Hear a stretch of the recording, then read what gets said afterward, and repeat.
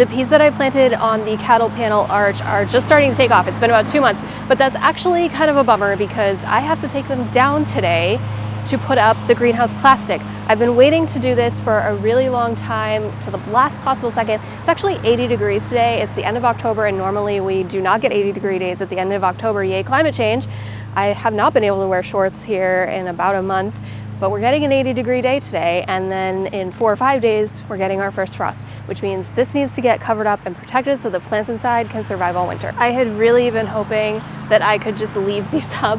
It was wishful thinking, but I thought I could leave them up and just cover it with the greenhouse plastic, but the way that they've grown so bushy, I think I overplanted them. If I had done like half as many vines, I might have been able to get away with it, but they're going straight up, they're all over the place, super chaotic, and this basically means that the plastic wouldn't be able to sit flush against the cattle panel like we need it to. So unfortunately, as heartbreaking as this is, I have to say goodbye to all of these peas, and I'm not sure if I'll be able to pull all of them out this easily, but I'm kind of hoping like as I go, I'm gonna be finding more to eat and snack on. So we'll keep that in mind as we're going through these and trying to clip them off. They've worked so hard to climb up here over these last 2 months, and they're really just starting to produce. They have so many more flowers on them, but the thing with sweet peas is even though they're extremely cold hardy, down to like 20 degrees Fahrenheit, anything that's in the bloom stage at that temperature isn't going to make it. So it would only be things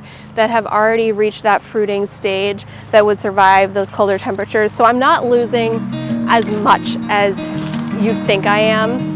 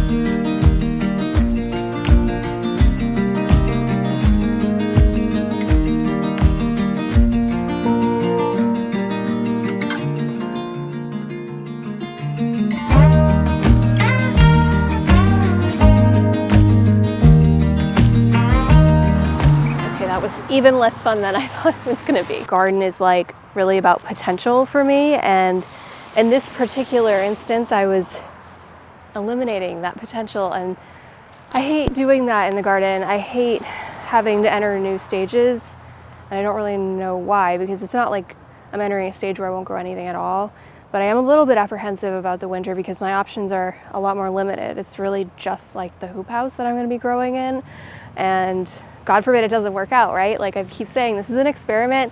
I know other people have done it, but I haven't done it, and I haven't done it here. So there's just really no way for me to know for sure that it's gonna work. And like this was potential food that I just kind of like let go. But even though we lost the potential of the snap peas, I was just trying to focus on the potential that we have for so many other things moving forward. All the mustards, the Swiss chards, I've got carrots, I've got radishes.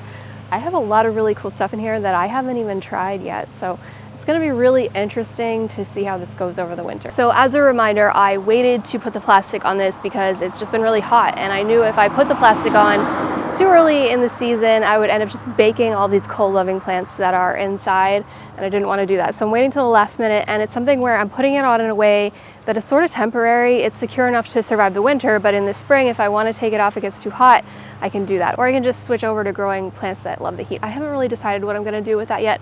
So before we cut the plastic, there's a couple other things that we need to touch base on. First of all, some of you, you know who you are, we're very concerned because this is not anchored to the ground at all and you're convinced it's gonna blow away.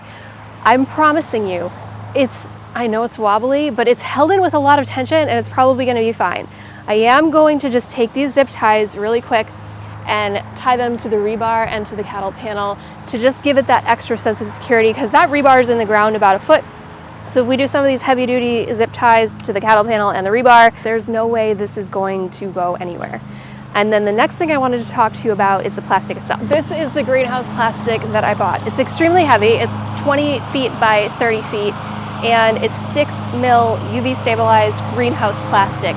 It's really important, and I know I've said this before, but I'm gonna say it again because it's really important that you get plastic that's UV stabilized, and that's not something that's typically available with the greenhouse plastic you get from a big box store like Home Depot or Lowe's. So I did special order this. I'll put in the description block where I got it from, just so in case you want to grab yours. Okay, let's secure these posts and then we can cut the plastic.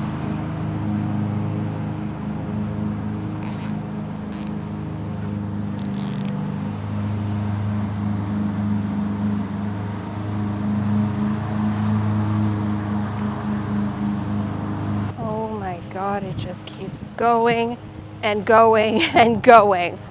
Okay. I'm having one of those in over my head moments. This is the 30-foot length, and I believe it'll open up 20 feet this way. I didn't open it all the way because it'll be way easier to make my 3 cuts with it still partially folded so I can make straight lines. But yeah, I need one big piece for the body. That's gonna be like 14 by 20 because I wanna have extra to go over the end. And then I need 2 end pieces. Those are gonna be about 8 by 8. And I'll still have extra just in case something goes terribly wrong. But this is a lot of plastic. This would make a great slip and slide though. Okay, I made my cuts at the 14-foot mark for the large piece for the body. And I've never cut anything this big before, but I did do a lot of sewing, especially as a teenager. So I have kind of a trick for getting a straight line. I made the marks on the right and left side, and I'm gonna fold it in half on those marks.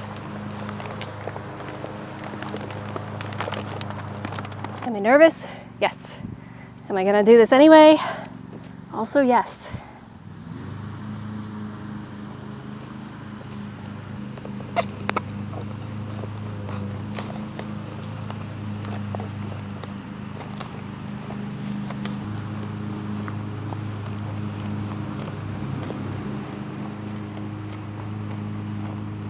Hey Dagny, did you think about how you, as a 5-foot tall person, going to get a giant sheet of plastic over a 7-foot arch? No.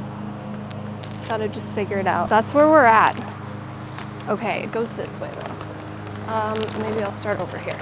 Okay, I clipped up the far ends, so I'm not fighting gravity quite as much.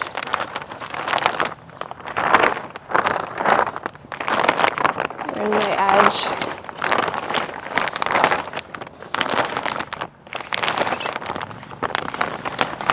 It's because I didn't fully unfold all these stupid creases. Oh. All right, now I have one more clip here.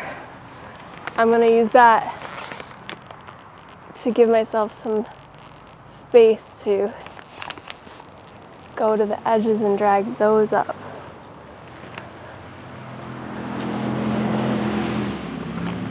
Thank you, clip. Going much better now. Uh-oh, I'm losing the clip on the other end. It's already so warm in here.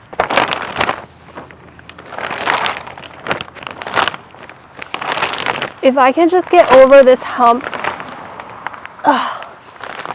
it's gonna get so much easier.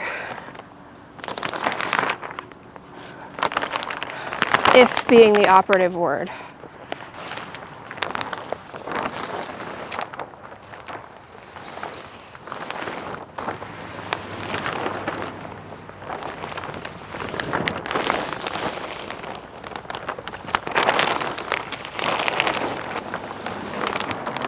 I'm just gonna do these heavy duty tarp clips for now. I need more, but I don't want this blowing off. It's a slight breeze. I don't want this blowing off while I work on the ends. I have been trying to think long and hard of how to do these end pieces because I don't know how to cut out this perfect shape of an arch, and I've just decided I'm not gonna do it. I cut out an 8 by 8 square, and I'm gonna layer it underneath this layer so that it creates a tighter seal, and then just secure it with these tarp clips. So one end will be closed and the other end we're adding a door to. Let me get this first end kind of in place and then we'll do the door. The ceiling is only 7 feet, so I really don't need this extra foot on the bottom, but I wanted to have extra because I don't know what's gonna happen here. I need to find the middle. Oh, a breeze. Oh. Okay, I'm gonna loosen this top one. I'll take that off and go up and over.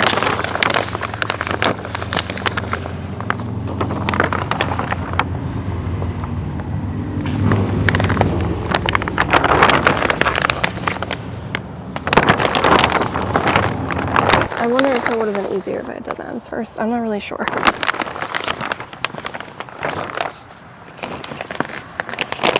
So I'm actually pretty happy with how this turned out. I've got a lot of extra plastic on the inside and obviously on the outside too. For this bottom edge, I'm going to be digging a trench right up against the wall on the outside and actually burying that plastic to weigh it down, secure it, and that means it's temporary, so next year I can take it off really easily. The last thing that I have to do is add a door, and so I have these adhesive zippers that painters use. There's 2 ways you can do this. You could do just one straight down the center and have it flap open, or you can do 2 side by side and create an actual like rectangular doorway space. I think I'm gonna do that version, even though it's kind of twice as much work, but I have both the zippers. They come in a pack of 2, so I might as well try.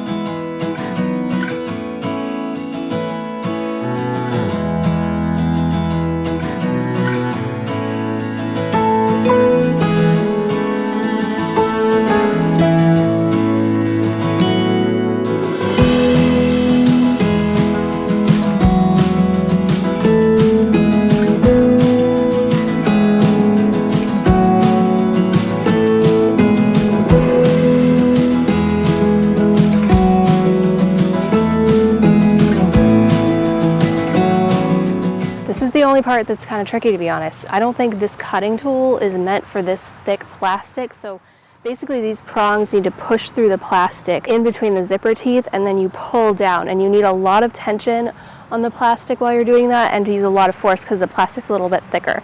But I did that side and it worked. So the zipper is open right now, but there's still this sealed part in here.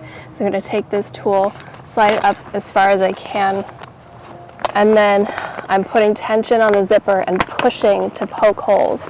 And then you need a lot of tension all the way up and down to pull this in a clean line. It really wasn't a clean line on the other one, and that's okay. This top section is the hardest for sure. Once you get here, you can really pull with one hand,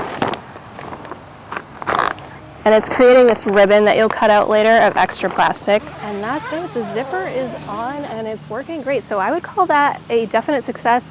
All that's left for me to do is repeat this on the other side minus the zipper, so it's going to be even easier because I already know what I'm doing. For the next video on the hoop house, I'm going to be getting into your questions, so make sure you're putting those in the comments so that I can cover them for you, and also make sure you're subscribed so you don't miss that video. As always, thanks for gardening with me and happy growing.